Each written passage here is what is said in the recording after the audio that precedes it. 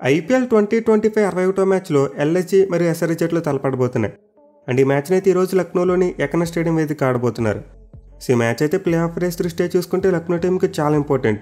In fact ఈ మ్యాచ్లో ఓడిపోతే వాళ్ళు అఫీషియల్గా ప్లే ఆఫ్ రేస్ నుంచి ఎలిమినేట్ అయిపోతారు. అదే లక్నో టీం ఈ మ్యాచ్లో గెలిచారంటే 12 పాయింట్లు సాధించి ఇంకా రేసులు ఎలాగా ఉంటారు. బట్ స్టిల్ ఆ టీం ప్లే ఆఫ్స్కు క్వాలిఫై అవ్వాలంటే ఇంకా చాలా కలిసి రావాలి. వాళ్ళు ఈ మ్యాచ్లో ఎస్ఆర్హెచ్ టీంని ఓడించడంతో పాటు నెక్స్ట్ మ్యాచెస్లో జీటీ మరి ఆర్సీబీ జట్లను ఓడించాలి. At the same time net run రేట్ని ఇంప్రూవ్ చేసుకోవాలి. అండ్ ఆల్సో ముంబై మరియు ఢిల్లీ జట్లు 16 కంటే ఎక్కువ పాయింట్లు సాధించకూడదు. సో ఇవన్నీ జరిగితేనే లక్నో టీంకి ప్లే ఆఫ్స్కి వెళ్ళేందుకు అవకాశాలు ఉంటాయి. బట్ ఇవన్నీ జరగడం అంటే చాలా కష్టం. మీలు వాళ్ళు తమ లాస్ట్ 2 మ్యాచెస్లో జీటీ మరి ఆర్సీబీ జట్లను పెద్ద మార్జిన్ ఓడించడం ఆల్మోస్ట్ ఇంపాసిబుల్ అని చెప్పుకోవచ్చు. సో లక్నో టీంకి అయితే ప్లే ఆఫ్స్కి వెళ్ళడానికి కేవలం అవుట్ సైడ్ ఛాన్సెస్ మాత్రమే ఉన్నాయి. బట్ అన్ని కలిసి వస్తే మేబీ పాసిబుల్ అవ్వచ్చు. ఇక ఎస్ఆర్హెచ్ టీం విషయానికి వస్తే వాళ్ళకైతే ఈ మ్యాచ్ రిజల్ట్ పెద్దగా ఎఫెక్ట్ ఏం చూపించదు. Already SRH team play off race నుంచి తప్పుకుంది. దీంతో ఈ మ్యాచ్లో వాళ్ళు గెలిచినా ఉండే పెద్దగా ఒరిగేదేమీ ఉండదు. బట్ పాయింట్స్ టేబుల్లో బాటమ్స్ అని తప్పించుకుని పైకి వెళ్ళాలంటే ఖచ్చితంగా ఈ మ్యాచ్లో గెలిచి తీరాలి. మరి ముఖ్యంగా ఎస్ఆర్హెచ్ టీం ఈ సీజన్ 9 నోట్తో ఫినిష్ చేయాలని చూస్తుంది. అందుకే వాళ్ళ captain Pat Cummins WDC final preparation వాయిదా వేసుకుని ఐపీఎల్కి వచ్చాడు. సో ఎస్ఆర్హెచ్ టీం అయితే ఖచ్చితంగా వాళ్ళ చివరి మ్యాచెస్లో గెలిచి ఈ సీజన్ 9 నోట్లో ఫినిష్ చేయాలని చూస్తుంది. అయితే 2 జట్ల మధ్య హెడ్ రికార్డ్ చూసుకుంటే మాత్రం పూర్తిగా ఎల్హెచ్ వాళ్ళదే డామినేషన్. మొత్తం 5 మ్యాచ్లు జరిగితే 4 మ్యాచ్లు లక్నో వాళ్ళే గెలిచారు. ఒక్క మ్యాచ్లో మాత్రమే ఎస్ఆర్హెచ్ టీం గెలిచిందే. మెయిన్ ఏడాది ఆల్రెడీ ఈ 2 జట్ల మధ్య హైదరాబాద్లో ఒక మ్యాచ్ చూసాం. అండ్ ఆ మ్యాచ్లో లక్నో వాళ్ళు చాలా అద్భుతంగా ఆడి గెలిచారు. మరి ముఖ్యంగా ఎస్ఆర్హెచ్ బ్యాట్స్మెన్ బాగా కంటైన్ చేసి వాళ్ళ మొమెంటంకు బ్రేక్ వేశారు. సో లక్నో టీంకి అయితే ఎస్ఆర్హెచ్ టీం మీద చాలా మంచి రికార్డు ఉంది. కేవలం 2024 సంవత్సరంలో మాత్రమే ఒక మ్యాచ్ ఘోరంగా ఓడిపోయారు. కానీ మిగతా మ్యాచ్లో చూసుకుంటే మాత్రం డామినేట్ చేశారు. బట్ ఎనిమిది మ్యాచ్లో ఒత్తిడి ఎస్ఆర్హెచ్ టీం మీద కంటే లక్నో టీం మీద ఎక్కువ ఉంటుంది. ఎందుకంటే వాళ్ళకున్న out side play of chances improve చేసుకోవాలంటే ఈ మ్యాచ్లో ఖచ్చితంగా గెలిచి తీరాలి. దీంతో లక్నో టీం చాలా వరకు ఒత్తిడిలో బరిలోకి దిగుతుంది. వేరే ఎస్ఆర్హెచ్ టీం చూసుకుంటే తమ రివెంజ్ని ప్లాన్ చేసుకోవచ్చు. ఈ మ్యాచ్లో లక్నో టీంని బీట్ చేసి వాళ్ళు ప్లే ఆఫ్ రేస్ నుంచి నాక్డౌట్ చేయొచ్చు. అట్ ది సేమ్ టైం ఈ మ్యాచ్లో గెలిస్తే వాళ్ళకి ఎగనెస్ట్ ఉన్న పూర్ రికార్డ్ కూడా కొంతవరకు ఇంప్రూవ్ అవుతుంది. సో ఈ మ్యాచ్లో అయితే ఎస్ఆర్హెచ్ టీంకి లక్నో టీంని దెబ్బ కొట్టేందుకు చాలా మంచి అవకాశం కనిపిస్తుంది. పైగా 2 జట్ల రీసెంట్ ఫామ్ చూసుకుంటే గత మ్యాచ్లో ఎస్ఆర్హెచ్ బౌలర్స్ బాగా పెర్ఫామ్ చేశారు. ఢిల్లీ టీంని చాలా చిన్న స్కోర్కి కట్టడి చేశారు. వేరే లక్నో టీం చూసుకుంటే అంత మంచి ఫామ్లో లేదు. వరుసగా 3 మ్యాచ్లు ఓడిపోయి ఈ మ్యాచ్లోకి వస్తున్నారు. సో దీంతో ఎస్ఆర్హెచ్ టీం కనుక ఈ మ్యాచ్లో తమ పొటెన్షియల్కి తగ్గట్టు పెర్ఫామ్ చేయగలిగితే ఈజీగా లక్నో టీంని డిఫీట్ చేయొచ్చు. ఇక ఈ మ్యాచ్ ఆడిపోయి ఎకనా స్టేడియం యొక్క పిచ్ రిపోర్ట్ చూసుకుంటే బ్యాటింగ్ ఫ్రెండ్లీ వికెట్ అయితే కాదు, ఇక్కడ ఎక్కువగా బౌలర్స్ డామినేట్ చేస్తూ ఉంటారు. ఇన్ఫాక్ట్ ఈ సీజన్లో చూసుకుంటే ఈ గ్రౌండ్లో మొత్తం 10 ఇన్నింగ్స్లు ఆడితే ఒక్కసారి మాత్రమే 200+ టోటల్ వచ్చింది. సో జనరల్గా లక్నో వికెట్ అయితే బౌలర్స్కి అనుకూలిస్తుంది. అలాగే బౌండరీ సైజెస్ కూడా చాలా పెద్దగా ఉంటాయి. దీనివల్ల మనం ఈ గ్రౌండ్లో రెగ్యులర్గా భారీ స్కోర్లు చూడడం. ఎస్పెషల్లీ బ్లాక్ సాల్ వికెట్ యూస్ చేస్తే ఖచ్చితంగా లో స్కోర్సే నమోదవుతాయి. సో నాకు తెలిసి ఈ మ్యాచ్ కోసం కూడా బౌలింగ్ అనుకూలించి ఒక బ్లాక్ సాల్ వికెట్ని తయారు చేయించవచ్చు.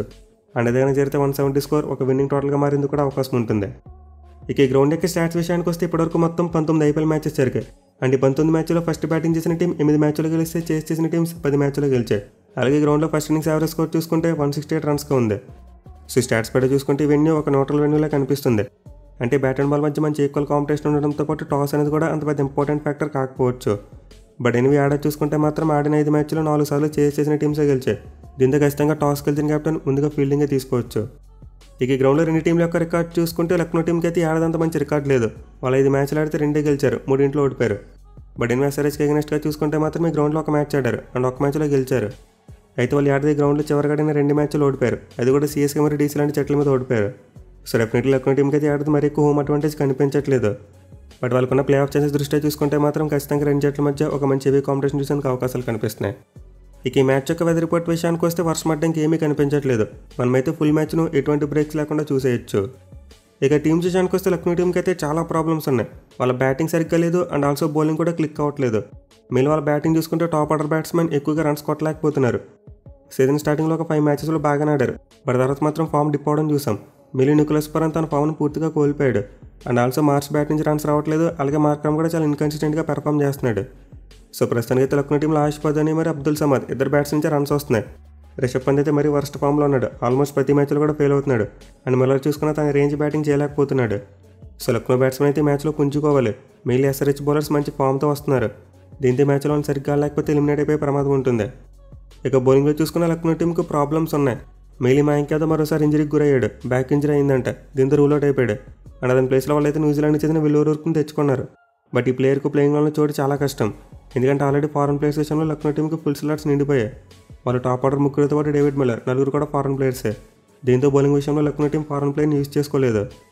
సో వాళ్ళ కొన్ని ఇండియన్ బౌలింగ్ ఆప్షన్స్లో దిగ్వేశ్వర్ అయితే ఒక్కడే మంచి ఫామ్లో ఉన్నాడు. అండ్ అతనితో పాటు లాస్ట్ మ్యాచ్లో ప్రిన్స్ యాదవ్ మరి ఆకాష్ సింగ్ లాంటి వాళ్ళు కూడా పర్వాలేదు, కొంతవరకు బాగానే పెర్ఫామ్ చేశారు. బట్ ఆవేష్ ఖాన్ మరి రవి బిష్నే ఫామ్ కోల్పోయారు. ఎస్పెషల్లీ రవి బిష్నే అయితే ఈ సీజన్లో కంప్లీట్ ఫెయిల్యూర్. సో నాకైతే ఈ మ్యాచ్లో లక్నో టీం అతని ప్లేస్లో షార్దుల్ ఠాకూర్ని తీసుకొస్తే బెటర్ అనుకుంటున్నా.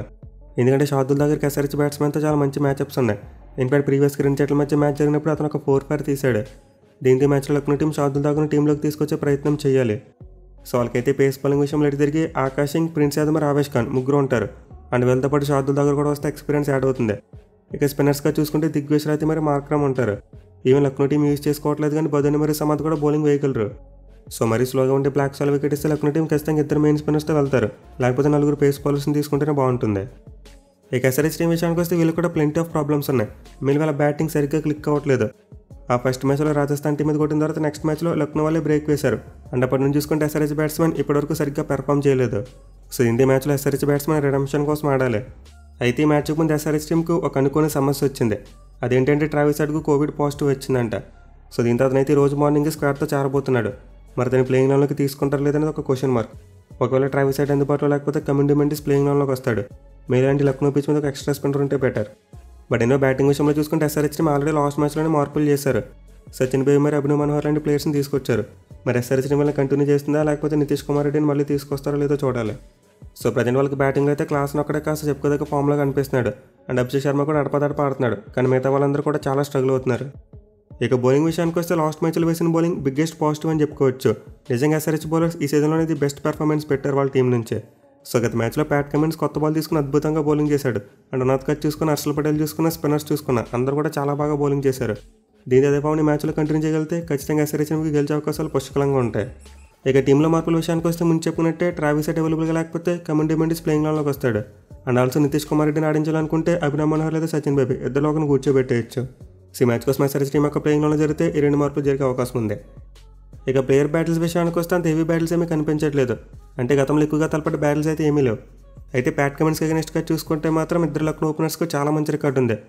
మార్క్రమ్కి 168 స్ట్రైక్ రేట్ ఉంటే మిచెల్ మార్ష్కి 170+ స్ట్రైక్ రేట్ ఉంది. దీంతో ఈ మ్యాచ్లో ప్యాట్ కమిన్స్ కొత్త బాల్తో ఎలా బౌలింగ్ చేస్తాడనేది చాలా ఇంట్రెస్టింగ్ ఉండబోతుంది.